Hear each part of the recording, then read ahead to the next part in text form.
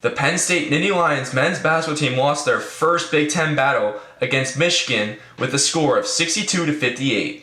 Hello everyone, I'm Austin Groff and welcome back to the channel. In today's video, we're going to be taking a look at Penn State's performance against Michigan. Penn State, wearing the pink and black yet again, comes in today's game with the hope of beating Michigan like they did against Virginia Tech. They started the game off slow, shooting 1 for 6 from the field. They were taking poor contested shots. Their tempo was off. They were having some very bad turnovers. They were careless with the basketball, and I just think that since this was a Big Ten battle, they were nervous to start the game. You could see they were frantic with the basketball, but as the game progressed, they were able to regroup and come back into it after being down as big as 14 points. Michigan was 5-0 coming into this game. Their defense overall as a collective group looked really good. They were stopping Penn State's drives. They were forcing them to take tough shots. You could see there at the end of the game too, they were overall playing great team defense. This game was a defensive battle, very low scoring, not your typical game for Penn State, who normally scores a lot in all of their games, scoring around 83 points per game to start the season this year.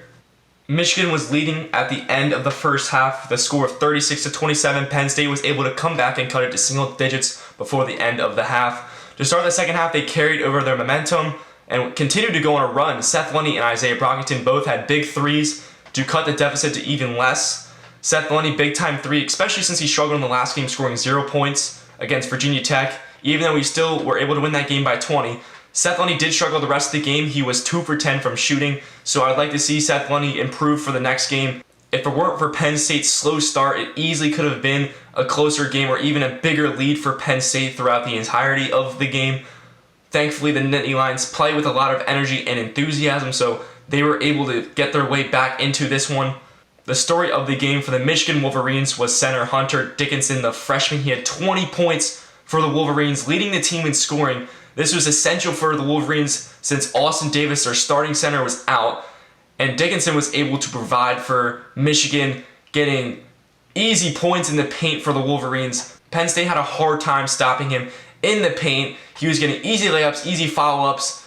He had some nice finishes off of passes from Michigan's guards. One reason why the Nittany Lions were able to come back in this game was because of their defense. Michigan, as a collective group, had 16 turnovers. Penn State did a great job pressuring Michigan and bringing their energy and enthusiasm like they have been the entire season. I think the biggest game changer in this matchup was when Sam Sessoms drove right. Penn State was leading, went off the backboard. The Michigan player hit it clearly after it hit the backboard, and the ref did not make the goaltending call. You could see the Penn State bench was fired up. They were out of their seats complaining, and they easily could have continued their run, and Michigan was able to score then, and they went on a run of their own.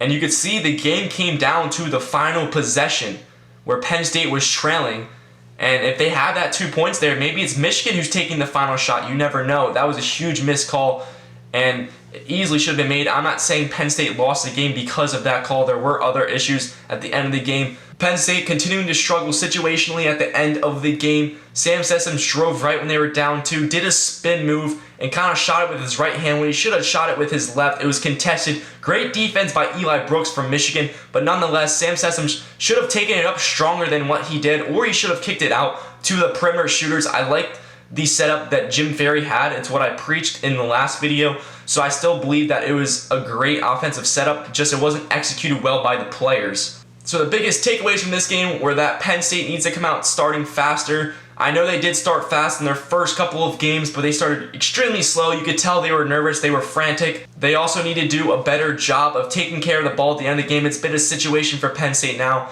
for the entire season. Thankfully against VCU, Miles Shen was able to hit that 3, but they were in charge of the entire game. They weren't trailing like they were today against Michigan. But overall, I was impressed how Penn State played today against this Michigan Wolverines team. They are a solid roster now, 6-0. They're easily going to be ranked. If Penn State wins this game, they should have been ranked in the top 25. Michigan has one of the best defenses in the Big Ten. They were without Austin Davis, but great game from the freshman stepping it up from the Michigan Wolverines. Hunter Dickinson having 20 points yet again.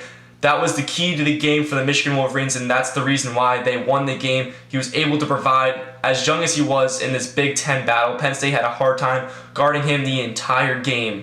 So that concludes this quick analysis of the Penn State men's basketball game versus Michigan. I thank you guys for watching. I'm going to try to keep these analysis videos Quick for you guys, I might do a Penn State podcast where I just talk about the game more in depth, but I'm giving you guys the biggest reasons why Penn State wins or loses in these videos. Thank you guys for watching and stay tuned for some more content.